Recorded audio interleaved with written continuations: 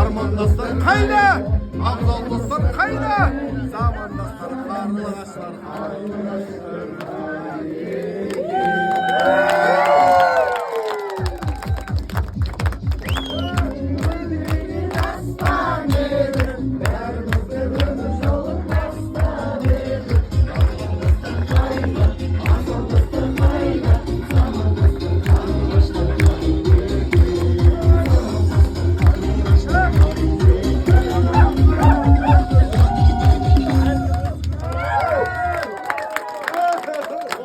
Бастауға рұқсат етіңіздер ағайын.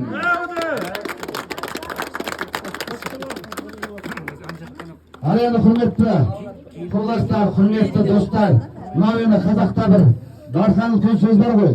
Дос табу қиын өмірде, біле алмасаң жан сырын, қият сен өлімге, төлеп жүріп жасырын дейді. Сондықтан да өзіміз келдік. Құрдастар 30 жылдық құтты болып, қол соғып бүгінгі кеш жаттан дейді, бір шапалақ ұрып қойыңдар. Айна бәрекелді. Кештің сәнін кіргізетін, әнін шырқайтын, біздің ықымызға көнетін, бүгінгі кештегі арқа төсіндегі айтулы асабалар, аяулы қыздарға жағатын әншілер, баян домбырада ән шырқайтын күміс көмей, біздің Ақтоғайдың Еркебұланы мен ғибраты кеп отыр бүгінгі кеште. 78-лердің тойы құтты болсын. Ауылдағы малдары сүтті болсын. 30 жылдық ағайын жасап жатсың, қатындарың бір-бірге құтты болсын деп жатыр да бұлар. Сондықтан бүгінгі кештің сән салтанаты осы ғибратпен Еркебұланда болсын. Сәл сабыр сақтай отыра, әзіл қалжыңымызды қоса отыра, әнімізді айда отыра, осы жігіттерге микрофон сұсақ мархабат па? Ал шапалақ ұрып алшы, келіңіз бастаңыз. Мынау ел азаматтары, дала азаматтары, туған топырақтың ардақты ұлдары мен қыздары ғой, ереке. Сондықтан біздің тойымызға кеп отқан сендерге алғыс білдіре отыра, алыстан жақыннан келген дос жарандарымыз бар. Қызық қуанышымызды бірге бөлісіп жатсаңдар, әдемі тойдың сәнін сендер деп ойлаймыз. Тағы бір шапалақ жігіттерге ұрып қояйық, тағы микрофон ұстайық. Аға, бері қарай келіңіз, бері қарай келіңіз. Мынау енді ауылымыздың енді ұлы тойы болып жатыр, үлкен тойы болып жатыр деп жатырмыз ғой. Бүгін міне ақ түйенің қарны жарылғанын, өйткені көптен бері бір-бірімен қауышпай, бір-бірімен сағынысып отырған достар бүгін міне ассалаумағалейкум деп амандасып жатыр. Сондықтан бүгінгі той сіздер мен біздердікі ғой. Бүгінгі тойдың ең бірінші әсем әнін Қақан өзі бастайды. Өйткені Абайдың өзі айтқан ғой, құлақтан кіріп бойдалар, әсем әнмен тәтті күй, көңілге түрлі ой салар, әнді сүйсең менше сүй деп. Сондықтан тойдың сән ән болар деп, ең бірінші әсем әнді Қақаңның өзіне береміз. Қанекей Қақа, келіңіз. Алтыннан ардақта, күмістен салмақта, аяулы құрдастарым, құрбыларым, біз ауылға кеп тұрып ауылдан аттап кете алмаймыз, сондықтан да ауылға барамын бастайық, тойда.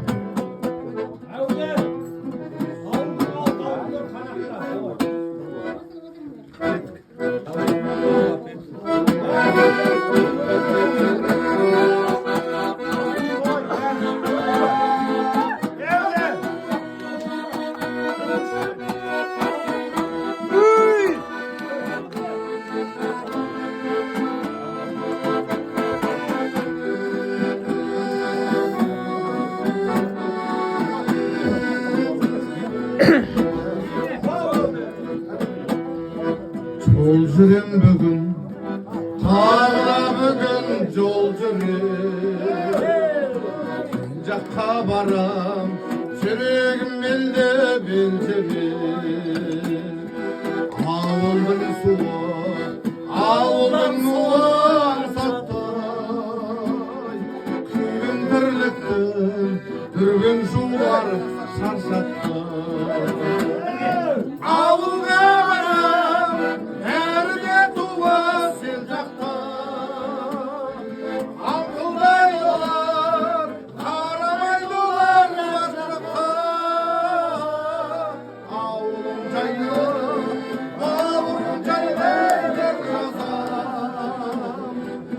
Suyunip durup anam suyungan sarmakka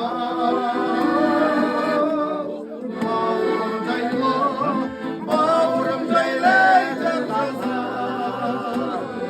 Suyunip durup anam suyungan sarmakka Yol жүрем бүгін бармасам елге болмайды Танысамдасам кіреймін елге маңдайда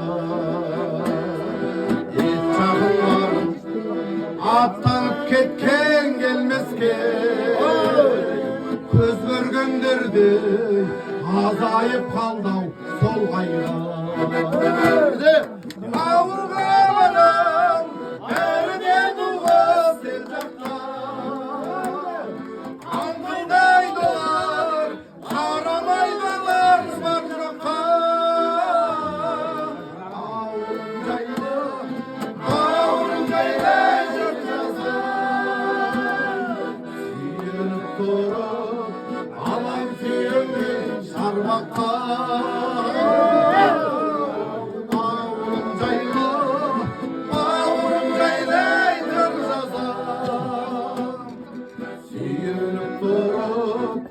Anam suyungan şarbakka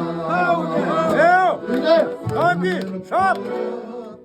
Anam suyungan şarbakka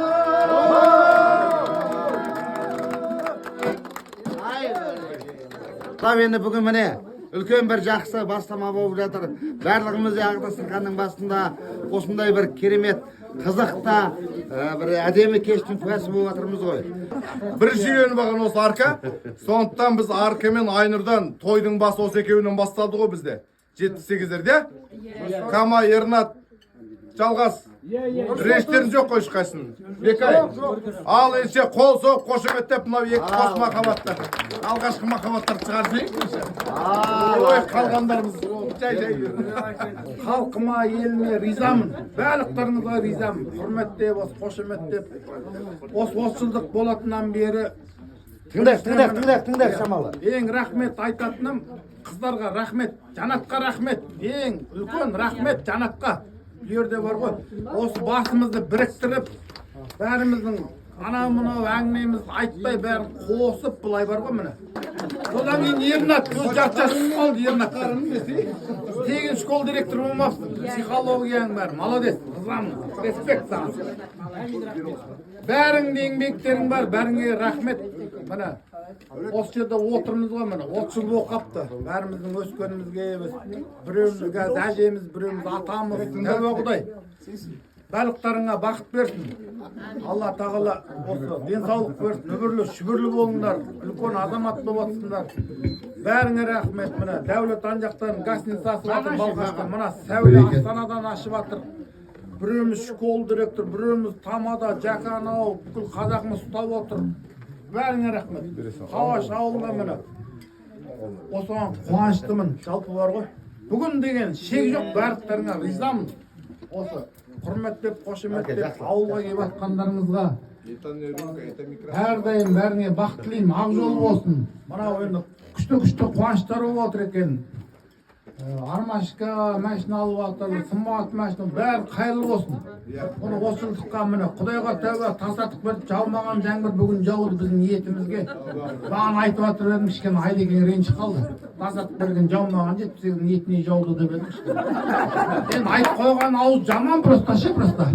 Бірақ жауды ғой міне, рас қой. Ниетке байланысты бәрі, көңілге байланысты. Ғабиттің өз анау жақтан ат сүйреп кеп жатыр мына жақтан. Рахмет. Бақытты болайық, 30 жылдық құтты болсын. Бағана Айнұр айтпақ 70 жылдықта келсе. Сыныптастар, енді бүгін үлкен қуанышты күн. 30 жылдан кейін кездесіп отырмыз. Барлықтарыңызды амандықта, саулықта көргеніме қуаныштымын.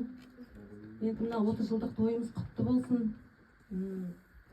Ұжым бірлігіміз осындай достығымыз жалғаса берсін. Бала шағамыз аман болсын.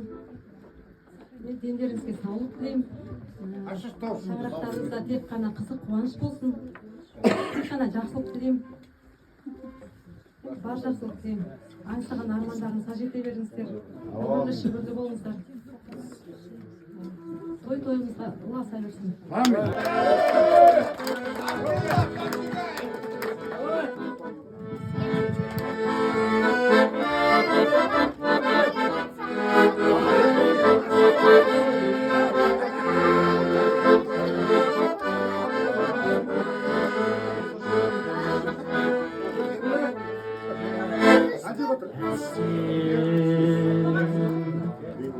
Armanımda Siz ekeyinizge kanarlarından. Kalgamımday Örüm seni kömel Organımday Kömel organımday Şaykalgan ağaruday Akkayımday Şayyanı kanadımda Alır gitek kayımday Ayağıma kalamday Akkayımday Ömrümün kölengesi Gözümün takayımday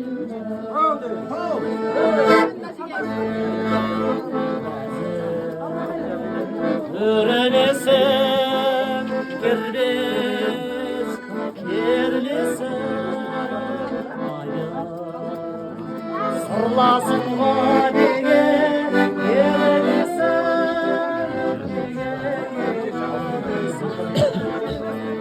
Şay kalgan ağarlar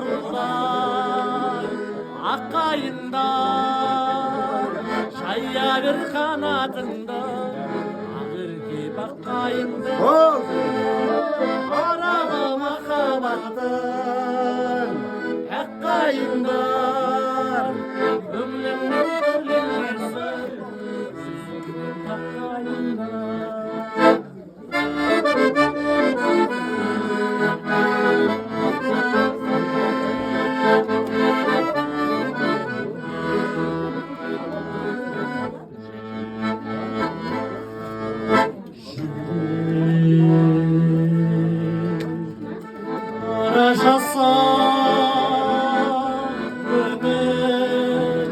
Tamaşası bir gün İlde üskün kazak kara şaşı Kazak kara şaşı Şay kalgan ağaruday Akkayından Şaya bir kanadından Ağır gitek kayından Aralama havadan Hakkayından Ömrümün kölengesi Gözümün hakkayından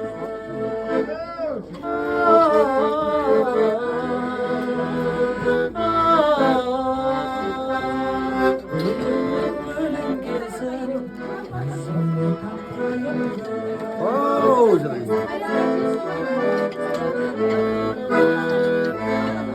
Aynı осы тойдың басы қасында міне біздің қара қошқар деп жатырмын ғой жанкамыз. Сол біз қақаямаймыз ғой содан кейін Ол сүзел ол. Сен вообще қораның үстінде қақып қойсың бір мысқа. Мынау енді мақтайтындай емес, мақтанатындай азаматтар ереке. Мынау Қамбар деген бауырыңыз республиканың егеменді Қазақстан деген үлкен бір халық оқитын баспасы бар ғой. Сол баспаның бірінші редакторы бұл кісі. Иә, республика бойынша. Ал енді мынау жанкамыз қазақмыз дейді. Бәрін Назарбаевтан көресіңдер, бірақ біздің жанка тұр о жерде. Қазір Назарбаевтікеміз бұл, қазір қазақымыз жанканы көп кеткен. Сосын қочқар болып жүр ол. Чиста өзбекілер, әкелер яқтар жүреді да. Ал мынау ернатымыз бір үлкен мектептің директоры. ұстаз тәрбиелеген, өзі негізі Қаракесектер мемлекеттік университетінің шәкірті ғой. Бұл кісі Ерекең Қармудың. Сондай бір ұстаз үлкен. Мына біздің класста жүрген кезде біз мом болғанбыз ба? Одан кейінгі сенің немене анау? Ұжымдастарың. Иә. Олардың біразын білеміз, танимыз, бірақ білмеймін енді бұл. Неге қиялданып шашыналып тастаған десең. Біздің досымыз, міне Қамбар, Жанат, Ернат осы әдемі тойдың басын қосып, әдемі кештің шырайын кіргізіп атқан Жора жолдас болсақ, соның бәрін, мынау видеоның бәрін жасаған осы Ернат. Мынау енді халал той қызып атқан Жанат. Onu айтып қой. Қамбардың кінәсі жоқ, Қамбардың келді ғой. Ал енді орталарынан келсе өздері бір тектір айтып. 30 жылдық белеске келіп қалыппыз. Көз ашып жұмылғанша екен. Өзімізді әлі күнге дейін жақсы сезінеміз, бірақ уақыт қоймайды екен. Уақыт өз дегенін істейді екен. Қарап отырсаңыз, біздің мектеп бітіргенімізге 30 жыл болып қалды. Бүгін керемет кеш болып жатыр. Бұл кеш енді аяқ астынан оп-оңай бола салған жоқ. Өте үлкен бір талқылаулардан өтті. Қаншама орыс-керіс болды жүрді. Негізі 2 жыл бұрын дайындалғанбыз. Бірақ соның нәтижесінде шығар. Өз басым бүгін қатты риза болып тұрмын. Басында айтылған, қалада өткізейік деген, біресе ауылда өткізейік деген әртүрлі пікірлер болды. Енді қалада өткізген оңай ғой, әрине бір үлкен ресторан жалдайсыңдар, сол жерде өткізіп болсын. Бірақ біздің достарымыз соған қарсы болды, біраз солардың пікірлеріне дұрыс екеніне бүгін көзім жетіп отыр. Осы ауылдан бәріміз өсіп өндік, осы ауылдан тәрбие алдық қой. Осы біздің алтын бесігімізде жақсы бір іс-шараның болғаны дұрыс екен. Сондықтан осы ауылды өткізгенімізге өз басым қуанып отырмын. Бүгін керемет бір кеш болып отыр. Ауа райы да керемет енді. Сіздердің телевизорыңызға қарай беріп жатыр бәрі. Әдейі сұрасаң, бұндай ауа райын таба алмайсың. Не шаң жоқ, не ыстық жоқ. Керемет енді. Жаңбыр да жауды. Күнде бір қоңыр салқын керемет әдемі болып. Біздің достарымыз айтқан, осы ауылды өткізейік, ауыл халқының көңілін көтерейік деп, сол сөздің дұрыс болғанына көзіміз жетіп отыр. Бүгін жақсы іс-шара болды, осы жерде спорттық шаралар болды, әрқайсысы қатысты, барлығы дұрыс болды. Енді адамның өмірінде әртүрлі кезеңінде достар көп болады. Қызметке байланысты достар болады. Басқа да отбасылық достар болады. Бірақ соның ішіндегі ең ардақты достар осы сыныптастарыма деп ойлаймын.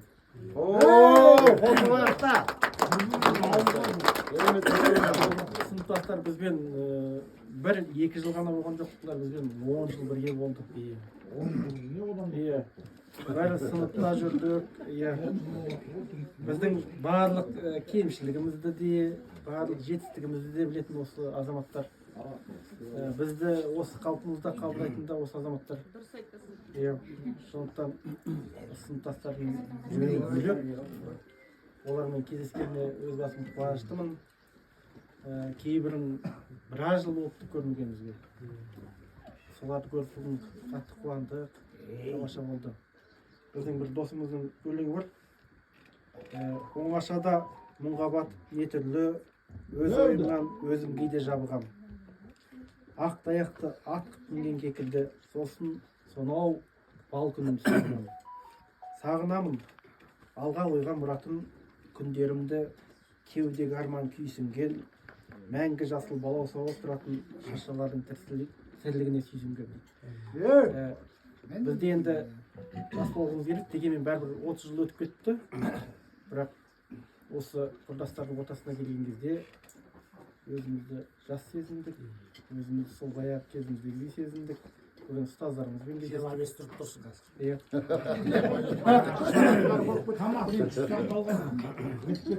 Келіңге рахмет. Айымның арқасы. Енді осы іс-шараны ұйымдастырған азаматтарға алғыс айтқым келеді. Біз осы енді өз басым осы іс-шарасын ұйымдастыру кезінде осы Ерлатты бір кезде жек көріп кеткен кездерім болды. Şu қасында тұрсыз. Өте бір мазасыз адам деп сөйтіп қалдым да. Бірақ соның арқасында бүгін керемет кеш өтті. Ең алдымен Ерлатқа алғыс айтамын.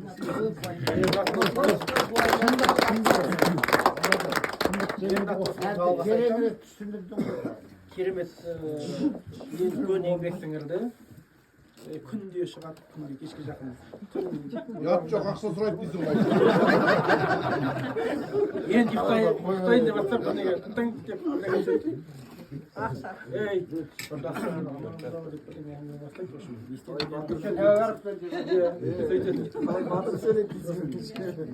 көріп отырсыңдар ғой, үндемей отырсыңдар ғой деген. Бәрін көріп отырады өзі. Біраз адам жек көріп кеткен шығар деп ойлаймын. Бірақ бүгін риза болып отыр деп ойлаймын. Рахмет Ереке. Мен де жек көрдім.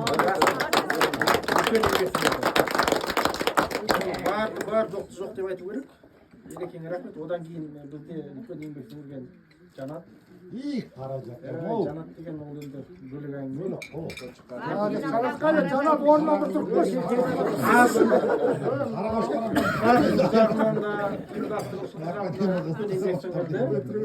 Одан кейін біздің мынау Балқаштағы азаматтардың басын қосқан біздің Бегарс деген досымыз бар. Қайда Бегарс? Бегарс сол молланың арқасында болсын да. Осыған ризамыз. Одан кейін біз ауылға не сыйлаймыз деген әртүрлі пікір болды. Бәріміз өзімізше негізінде былай ойлаймыз ғой. Өзіміз ақылымыз жетіп тұр, шеше саламыз деп. Негізі көптің ақылы керек. Сол жерде біз әртүрлі пікір айтқанбыз, бірақ осы ауылдағы азаматтардың пікіріне келіп тоқтадық. Жаңағы қуандық өте бір жақсы ой айтты. Сол жерде біздің Қауашқа рахмет айтқымыз келеді. Осы киіз үйді оны Бегас қуаттады. Басқа да азаматтар қолдады. Сондықтан ол ақылдасып шешілген мәселе. Көп еңбек болды. Жақсы. Енді достар, сендерді көріп тұрғаныма қуаныштымын. Осылай қатарымыз селдіремей, әлде бірнеше 10 жылдықты бірге өткізейік. Сендердің отбасыларына жақсылық тілеймін. Енді қазір көріп отырмыз, балалар өсіп келе жатыр. Соның той томалағында бірге болайық, ортасында болайық. Әмин. Бүгін енді өзіміздің ауылдың жастарын көрдік. Қаншама волейбол ойынының өзінде де қаншама жастар көрдік. Қатты риза болдық. Біздің ауылда осындай жастар бар екен ғой деп көрдік. 30 жылдық керемет болып жатыр. Алла тағала өзінің керемет күнін берді. Жаңбырда жауды, шаңда жоқ, бәрібір жоқ. Керемет, той құласын. Біздің тойды басқарып жүрген сіздерге рахмет. Біздің Жайнат бауырымызға рахмет. Осы астың мәзірін жасап отырған ар жақта азаматтар бар. Соларға да рахмет.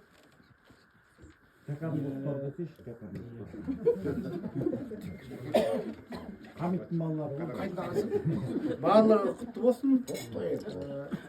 Той қыласын. Жиналған қонақтар, келіндер, күйеу балдар, барлығыңызға үлкен рахмет. Бүгін сонау Арка мен Айнұрдың қыз баласының ұзатуынан басталған әңгіме ғой бұл негізі. Осы, содан бастап 23 жылдан басталған нәрсе, одан соңғы бір жылда белсенді түрде бұл талқыланды. Жаңа айтып отырған мазай бермейді деп, енді жек көріп кетпеңіздер енді. Барлығымыздың неміз ғой. Парызымыз, өткенде айттық, тойлау бар деген өзі екі түрлі тойланады, негізі той деген нәрсе. Bir жерде ішіп жеу бар, бір жерде сол тойда жаңағы тойды тойлаушылардың дәреже абыройын көрсететін бір өлшем бар. біз соның екіншісін таңдадық деп ойлаймын негізі. Иә, өйткені бізге дейін де бұл той тойланған, бұл жаңалық емес, иә, бәрімізге. Бізге дейін тойланған, сол тойдың артынан қалған сөз, артынан қалған дүние бар. Не істеді олар? Қалай тойлады? Оның мәні қандай деген сөздер айтылады, иә. Енді бүгін сол сұраққа біз жауап бердік деп ойлаймыз. Абыроймен жиналдық, 90%-іміз жиналдық енді. Дегеніміз болған сияқты, иә, мектепте риза, ауылда риза, бәрі риза сияқты, жастарда риза бүгін ойын ойнап ойын ойнап өте бір марқайып қалды. Оның барлығы сіздердің арқаларыңыз, ниеттеріңіз барлығы өте жақсы болды деп ойлаймыз енді. Барлығына рахмет. Ауылда 4 шаңырақ бар бізде. Біздің Қауаштың шаңырағы, Жалғастың шаңырағы, Арканың шаңырағы және Ардақ пен Дүкен жездеміздің шаңырағы деп айтамыз керек қой енді. Осы 4 шаңырақтың негізгі ниетінен басталды негізі. Өйткені біз ауылға келген кезде бірінші осы кісілердің қабағына қараймыз. Қалай екен деп, қалай жағдай деп. Олардың бізге деген құрметінен басталады негізі көп дүние. Өйткені біз олардың бір ұмытылысы болмайтын болса, біздің де бір ауылға тартылуымыздың өзі қиындау болады көп жағдайда. Сондықтан да бұл бір керемет дүние болды. 4 шаңырақ жаңа кешегі асты көрдіңіздер. Бізді қарсы алып, бәрі жиып қойып, мынау біздің келіндеріміз ғой енді. Салтанат дейміз, мынау Ардақ кластасымыз, Айнұр енді болса біздің кластасымыз. Әсел біздің қарындасымыз енді, келін деп айтпай қояйық. Міне осы кісілердің негізгі деген жылы ілтипатына бір доғыз қол соғайықшы.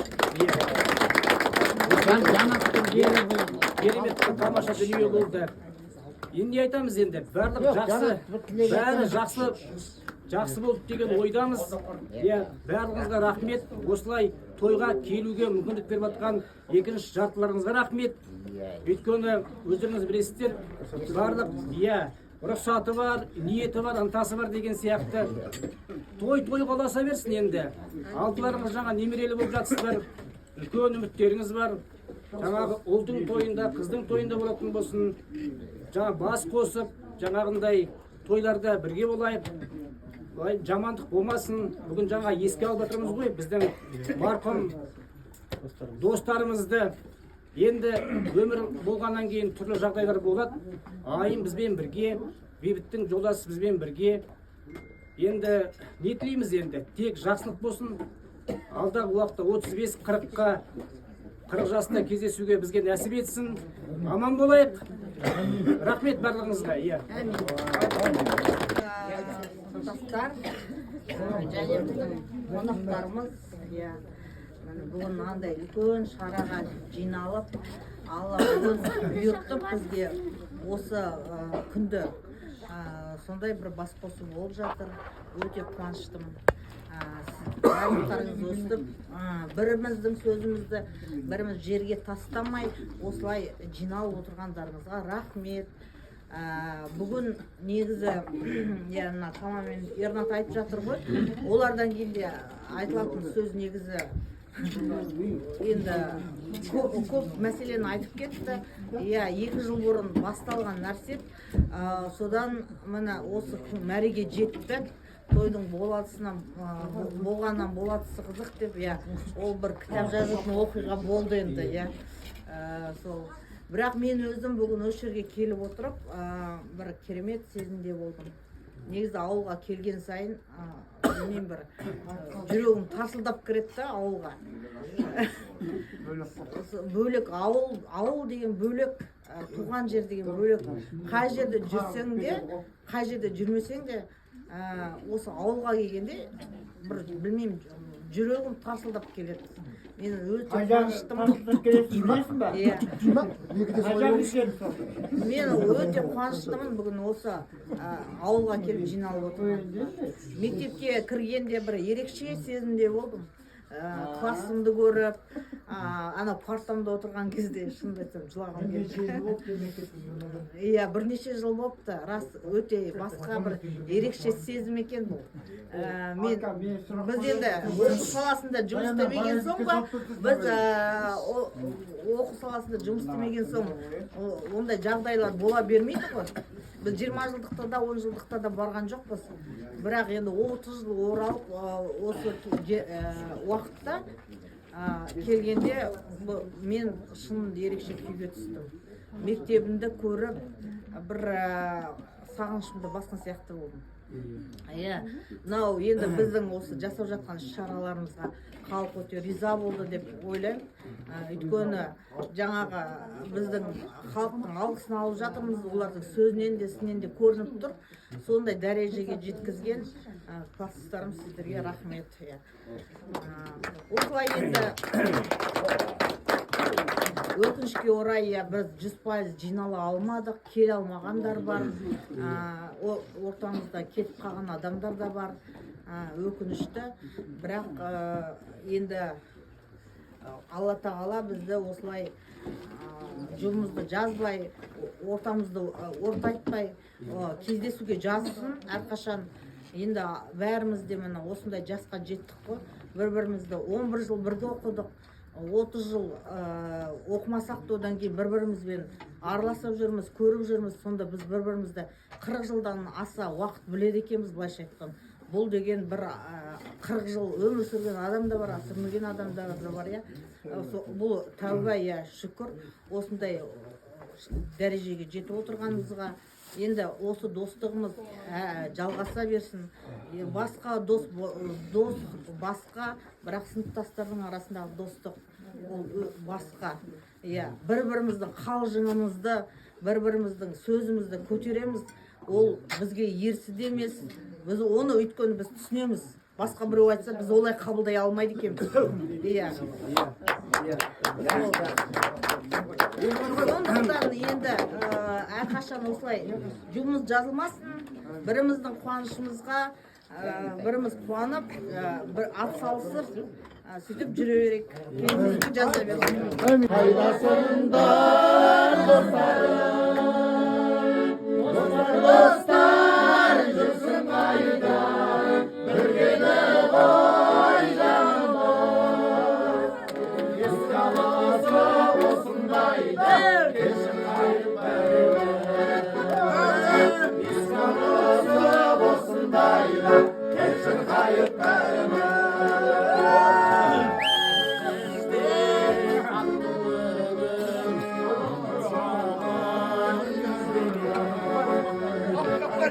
Сезім бар жүрегімде, сұмайлар өсіріп, осы достар жүрсің қайда, біргені қойғанымыз. Еске аласы осындайда, кешір қайып бәріміз. Еске аласы осындайда, кешір қайып бәріміз. Барлықтарыңа бастарың аман, дендерің сау болсын. Осындай міне ауылымызға келіп бір жақсы той бәрімізге шаңырағымызға шаттық, қуаныш, той бола берсін. 30 жыл, 40 жыл, 50 жыл, 60 жыл бәрін көре берейік. Жаңа айтып жатыр екен, келіндер, күйеу балалар, қыздар деп. Бәрі сол бөліспей, бәріміз бір жұмыла жұдырық болайық. Тек жақсылық болсын. Өлер көз соз 100 жылдыққа дейін жүре берейік. Амин. Бүгінгі 30 жылдығымыз құтты қайырлы болсын.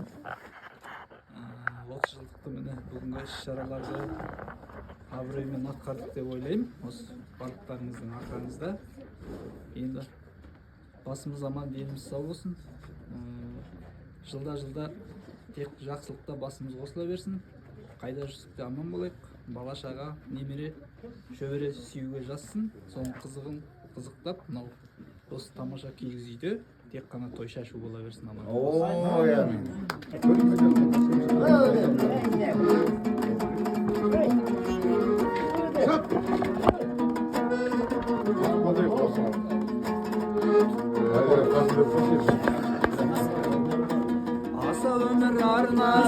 балаларыңа шалқып сәби сезімменен 10 жыл мектеп парасында бірге отырдым өзіңменен сездіруге бармадым да бала махаббатымды терезенің жақтауына ойып жаздым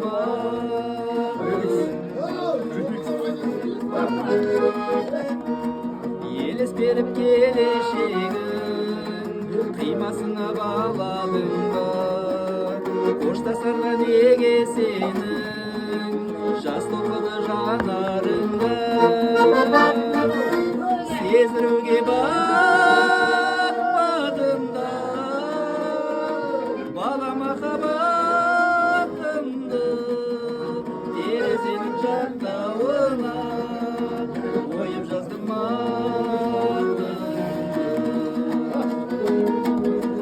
іңкәр еткен атар таңда қош бол енді бала көктем бізді алыс сапарларға шақырады самал еске сездіруге батпадым да бала махаббатымды терезенің жақтауына ойып жаздым Құдай жақтың бір сақтап амандық бар. Атымызға адалдық бар, басымызға амандық бар. Не берсеңіз де қайырмен берекесін.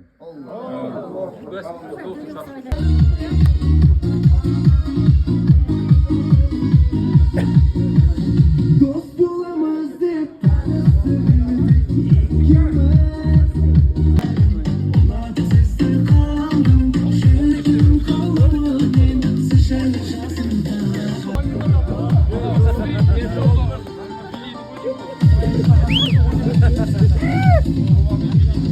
Қара қастарың қолын қарашасың әнімді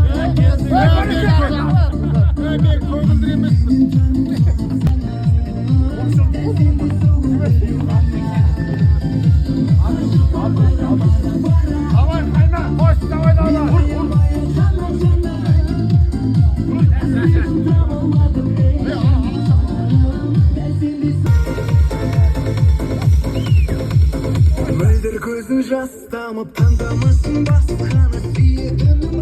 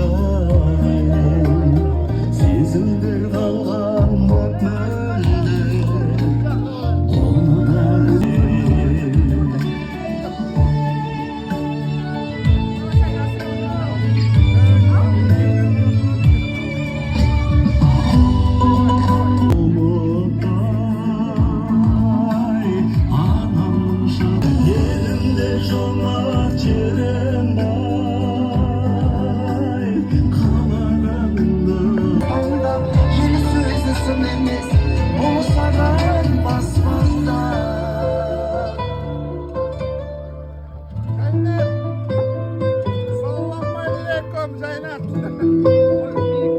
Karatoldan selam. Тамаша. Oy rahmet.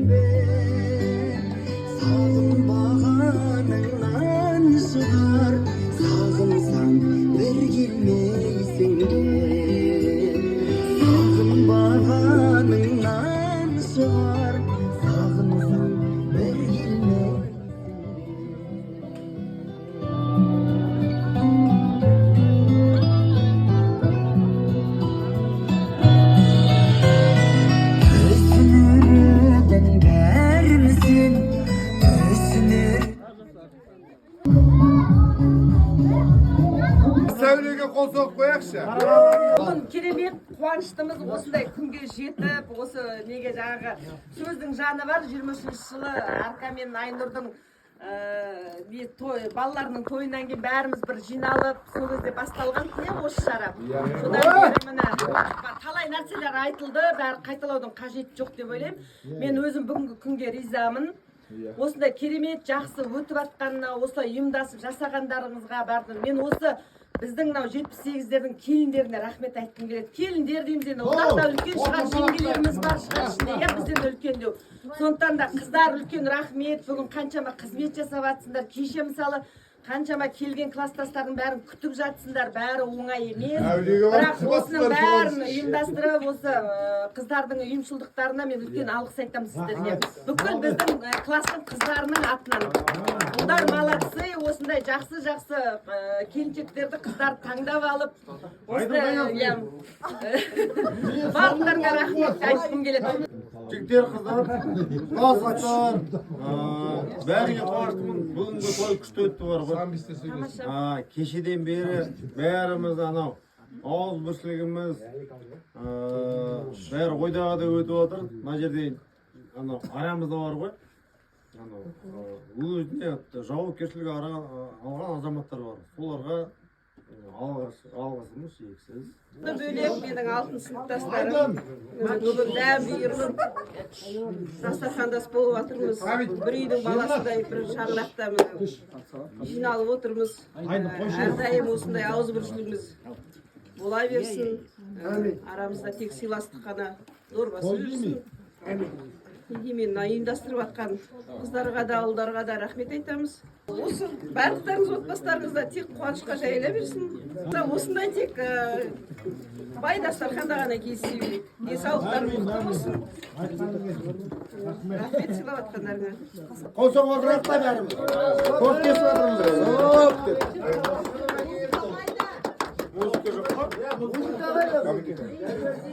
Музыка!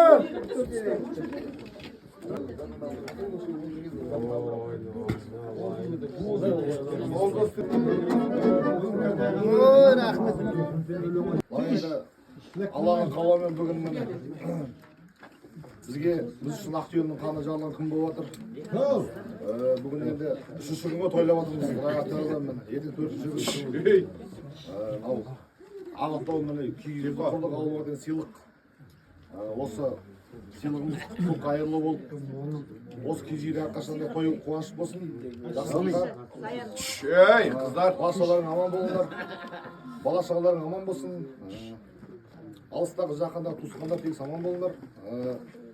Келе алмаған класстар енді бәрі, олардың жүректері бізбен бірге ғой. Олар да аман болсын. Қосылған бар, қосылмағандар бар, бәрі бірге бізбен бірге.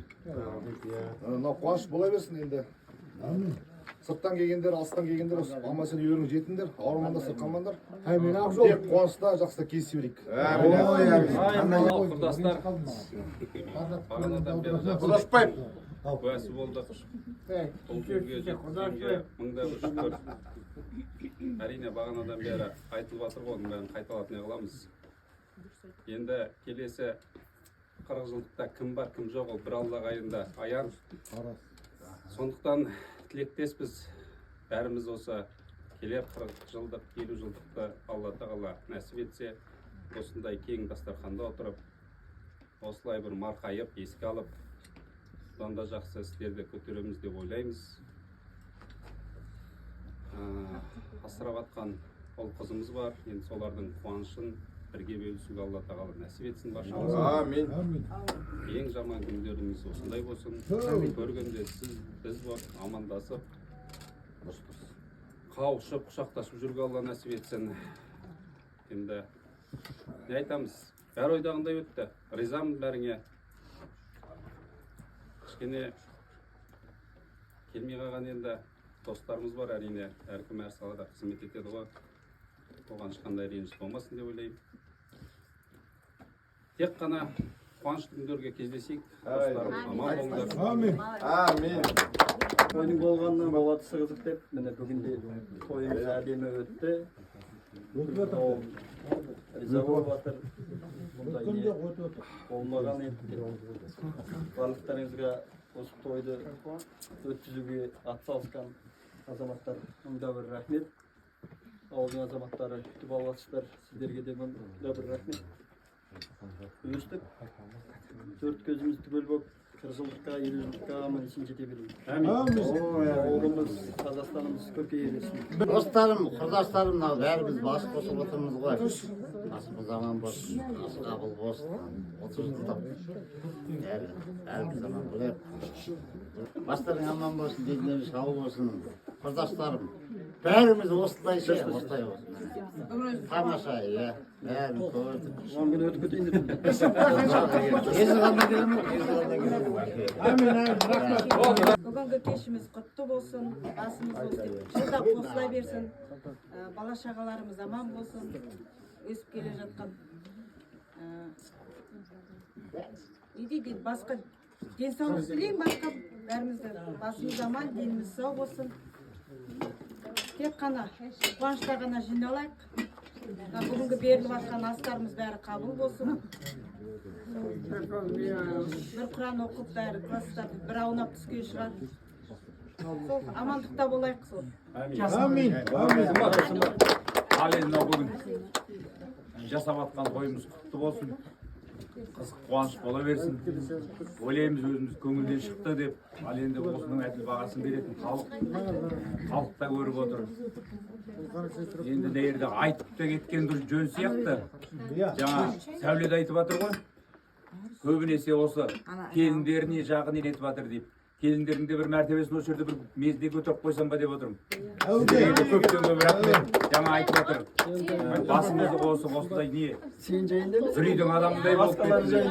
Шын жан-жақтан келіп жатқан нелер бәрі. Bir үйдің баласындай кірісіп, жұмыла көтерген жүк жеңіл деп мынандай той жасап жатырмыз. Енді осыны енді 30 емес 40-50 жаңағыдай кездесе берейік. Ортамыз ортаймасын. Әр шаңырақта қызық қуаныш бола берсін. Өсіріп отырған балапандарымыздың қызын қызықтап жүре берейік. Құдай берген денсаулықтың арқасында жүре беріңдер шын бақыттың дәл қасында.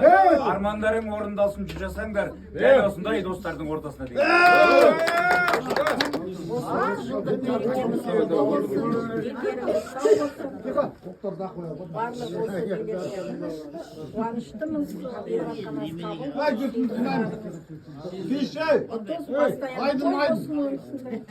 Осындай бол дастарханда ойнап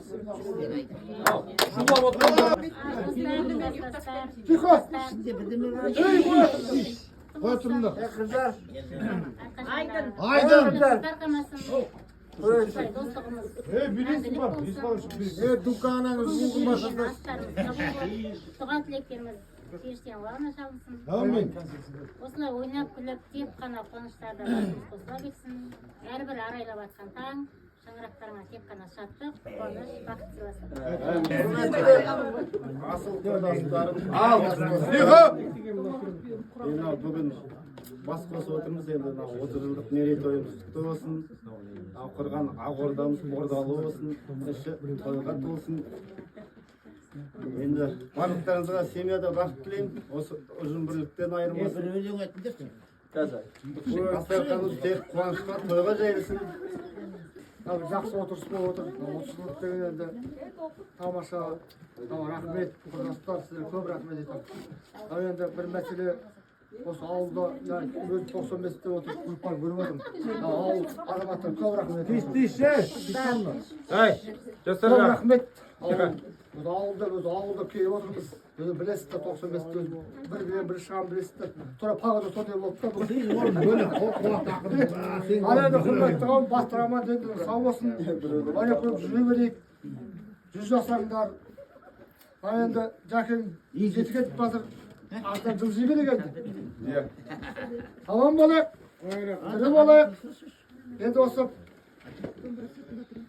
осы емес, 40 жылдық тағы бір кездесіп отырайық. Амин.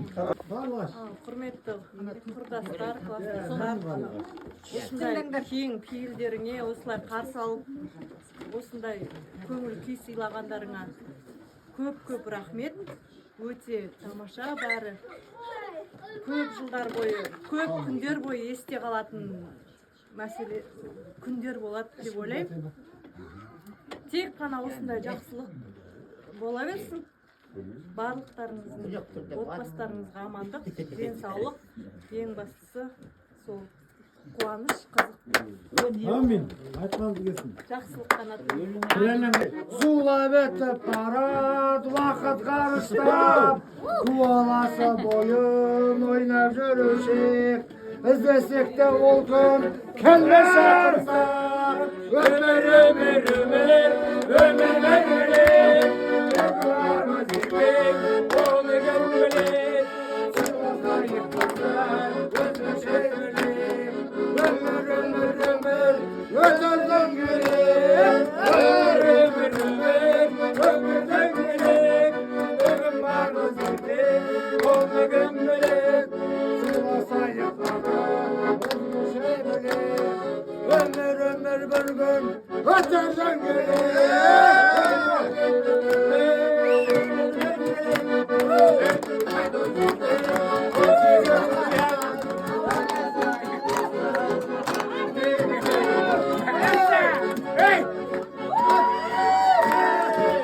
Ömrüde vakit bugül bugülde İstemiyde bakır İstemegenge Ömür degen sınav Eline kara Ömür böyle kızak Setlerden kara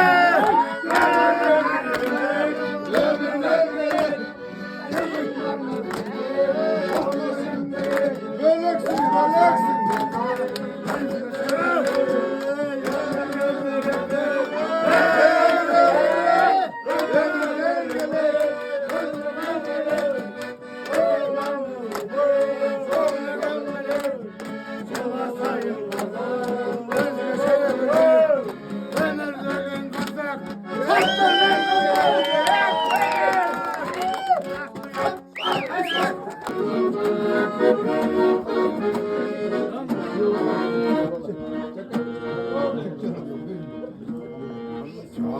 Özümürüm özümür kıskartır Arazadır barazadır dostaydır Samarayla benim bana gezimde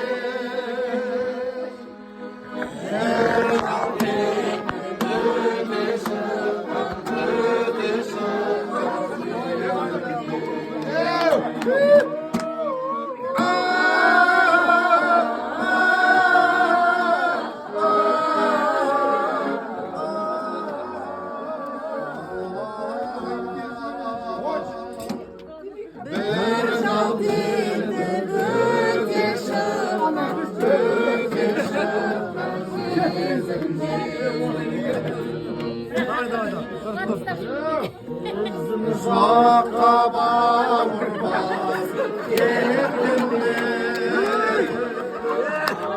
Akşamın gecesi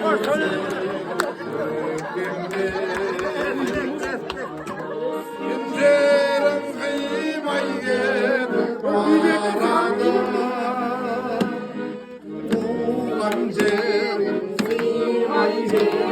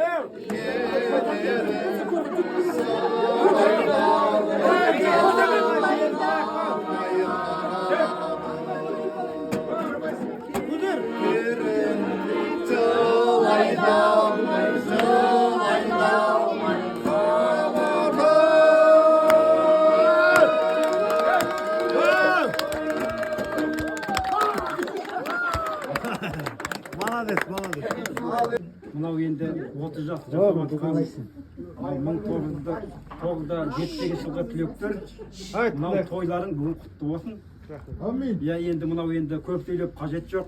Бағанадан көп тілектер айтылып жатыр ғой. Соның бәрі сол періштенің құлағына шалынсын. Енді мынау енді бір баға беретін не, бұл той өте бір үлкен деңгейде жақсы өтіп жатыр. Бәрі халықтың және осы жерде отырған барлық құрбы құрдастың көңілінен шықты деп ойлаймын. Тойларың тойға ұласын, осындай орталарың ортаймай, осындай алдағы тойда сол бастарың аман, бауырларың бүтін, кездесіп соған жазсын. Жыл тойларыңыз құтты болсын. Енді арасында да аға айтып отыр ғой жаңа. Көп жерде жүрміз, көп жерден көріп жатыр. Енді бұндай тойды осындай 30 жыл жасап жатқан бірінші рет көріптім өз басым. Енді ондай өстіп 40 жыл, 50 жыл, 60 жыл тойларыңыз тойлай беріңіз. Келесі жылды бойда немене шөбере сүйіп, жүз жасап, осылай бірге жиналып жүре беріңіздер. Сіздермен танысқаннан қуаныштымын. Бұл өмірде Алла берген менің сыйым бар, жанатым бар, себепші болды. Аллахтың берген маған сыйы бар. Бұл менің махаббатым, жанатым. Сіздермен таныстырып, себепші болды. Шынымен де кешеден, былтырдан бері мен сіздерді көпшіліктеріңізді танимын. Айымның тойында танысқам, бірақ көп қатты араласпағам. И мен өзім Тараздың баласы болғам, руым Дулат, Лужыз, есім Абай болады. Таныспаған адамдар болса, Абай болады есім. Былтырдан бері сіздермен бірге жүрмін. Шынымен де осындай бір сіздердің кен жүректеріңізге рахмет. Осы тойларыңыз ұзағынан болсын. Осындай тек қана ақ дастарханда Аллахың насіп етсін. 40 жылдықта, 50 жылдықта, 60 жылдықта кездесейік. Біздің де жақсылықта Алла қаласа болады. Сіздерде ниетім бар Алла қаласа шақыруға. Үлкен бір ақ дастарханда кездесіп, шынымен де сіздердің сыйластықтарын сезіп жүрмін. Өзім көп сөйлемеймін, бірақ осындай сәт келді сөйлеуге. Тек қана жақсылықта, тойларыңыз ұзағынан болсын, 30 жылдықтарыңыз құтты болсын. Осындай берекелі, Аллахым сіздерге әр шаңырақтарыңызға береке, бақыт тілеймін, берсін сіздерге. Бостықтарыңыз мәңгі болсын. 78-дер, 30 жас түлектеріңіз. Енді көріп отырмыз, өте үлкен эмоция алып отырмыз шынымен. Енді жаңағындай біздің де сыныпта келесі жылы 30 жылдық болады. Бірақ мұндай керемет нәрсені көрген жоқпын. Бұл жерде не көрсетіліп тұр? Үлкенге құрмет көрсетіп жатсыздар. Ауылға жаңағындай сый көрсетіп жатсыздар. Кішілерге өнеге көрсетіп жатсыздар. Бұл өте қандай тәрбиелі, мағыналы іс-әрекет. Үлкен іс-әрекет сіздердікі. Расымен де әдемі көрініс. Бұл басқаларға да өнеге, тәрбие, шын жүректен сіздерге енді келгенген рахметімді айтамын. Бізді бірінші күні қарсы алып алған салтанаттар, қаулар, арка, Айнұр бар, Ардақ, шынымен жалғас, бәрі бірінші осыны бәрін күтіп алып, өздеріңіз ұйымдастырып, өте әдемі дүние жасап жатсыздар расымен де. Өте сіздерге қарап, әр қарай жастар өнеге тәрбие алады екен расымен де. Енді түсте үлкендерді құрметтеп жай айтады ғой, қалада барасыз, билейсіз, кетесіз, а бұл кәдімгі тарихта қалатын нәрсе. Осындай әдемі кигіз үй, осы отауда әдемі той жасап жатсыздар. Мысалы, Құран оқытып, қандай тамаша тәрбие. Соны енді әр қарай жалғасын тапсын. Әр қарай біздің қазіргі бақытымыз отбасы. Сондықтан да балаларымыз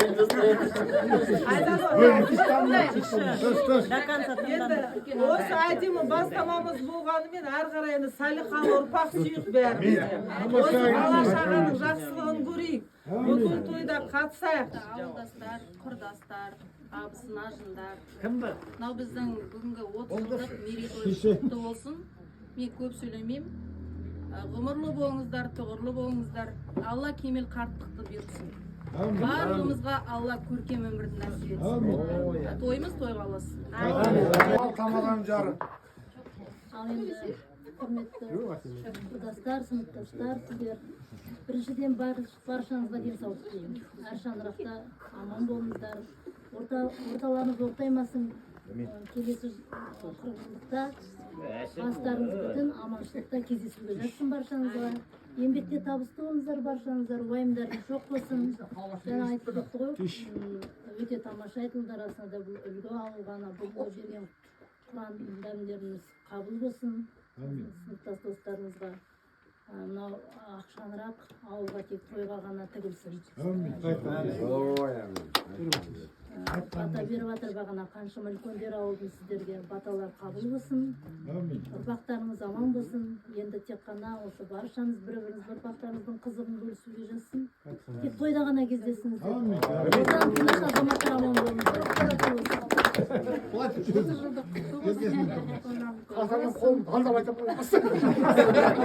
Ажырамай осындай тойды тойлап жүреміз. Той тойға ұласа берсін. Барлық айтылып жатқан бүгін жақсы тілектер, бағышталған Құран барлығы қабыл болсын. Тек қана дастархан осындай қызық қуаныш тойға ғана жазыла берсін.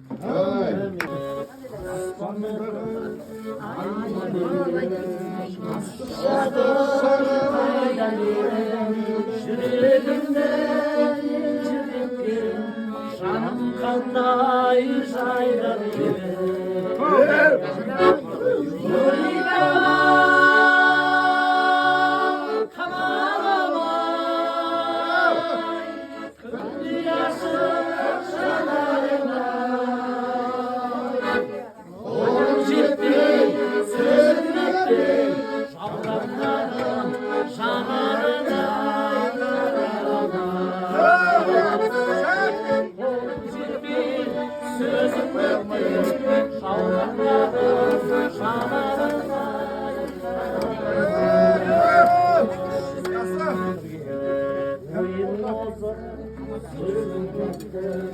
Қандай адам сені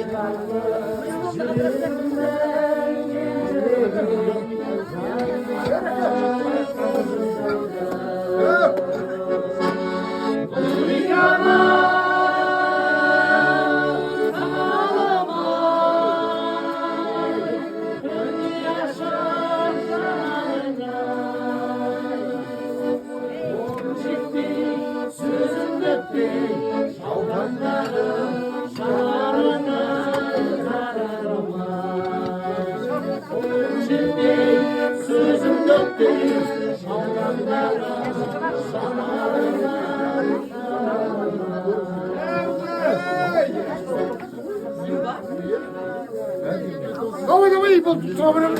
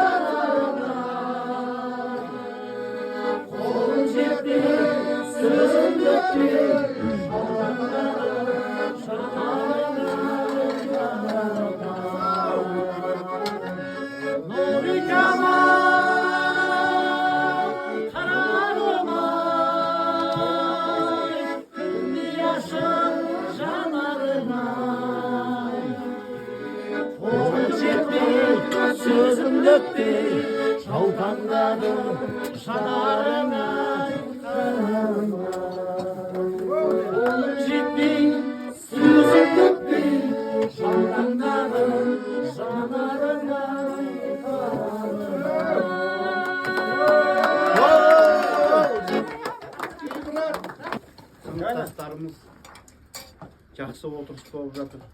Әдемі болды бәрі күшті болды. Халық риза.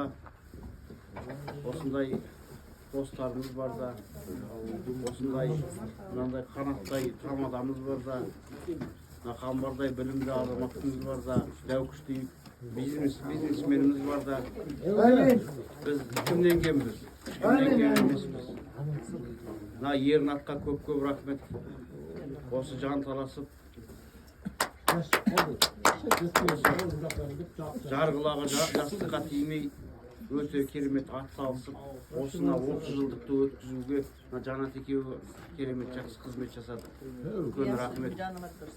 Осы 30 жылдықта кездескендей төрт көзіміз түгел 40 жылдықта кездесейік.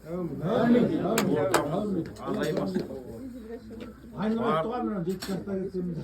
Барлықтарыңыз аман болыңыздар. Дендеріңіз сау болсын. Отбасыларыңыз аман болсын. Бала-шағаларыңыздың қызығын қызықтап ойнап күліп жүре беріңіздер. Таңертең жол жүреміз.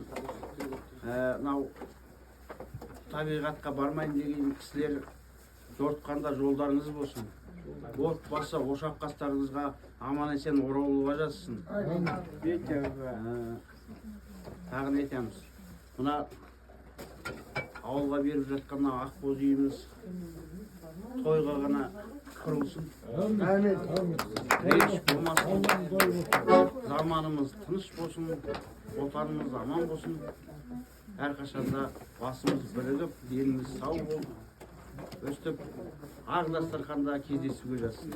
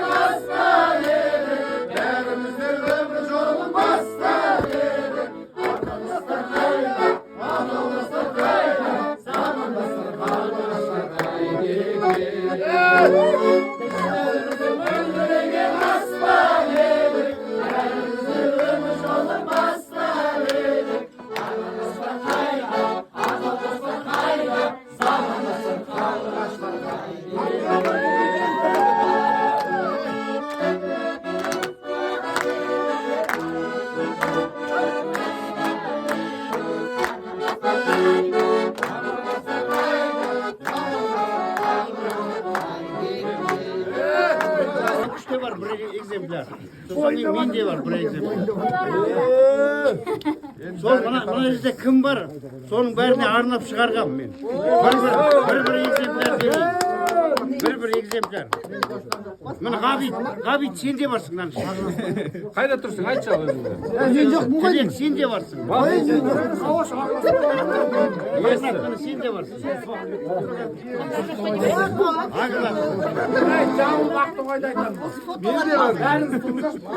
Бір екземпляр берейін.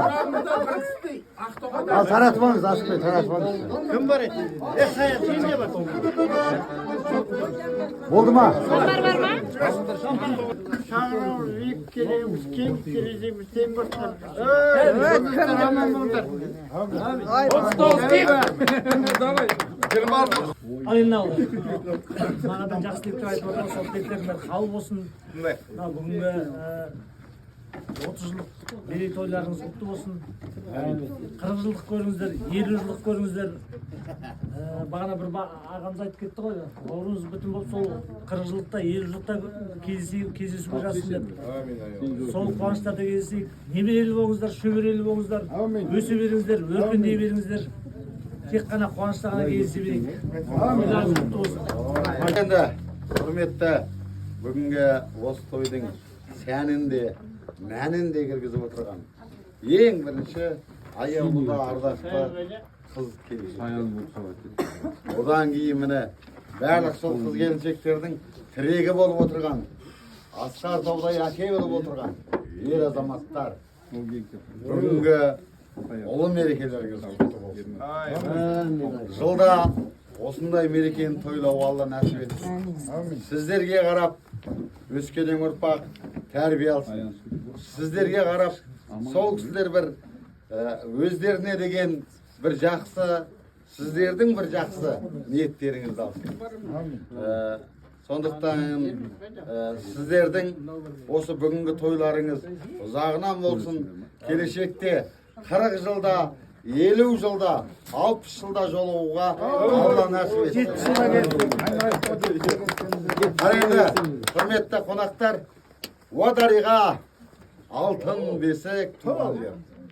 Қадіріңді келсем білмей кешегер, жата алмасем топырағыңда тебіренбей, ақын болмай тасың болсам менегер дейді. Сондықтан туған жердің ана Ақтоғайлайды.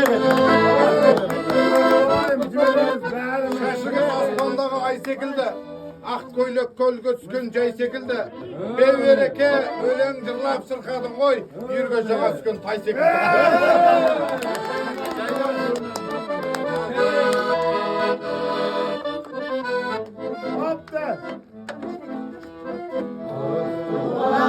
Мекендеген арқа белі аяулы құтты қоныс арқа белі маңайына барған шашқан арқаны мойнындағы алған елді бұлбұлдай сайрайды ақтоғайым бүлбүлдей жайнайды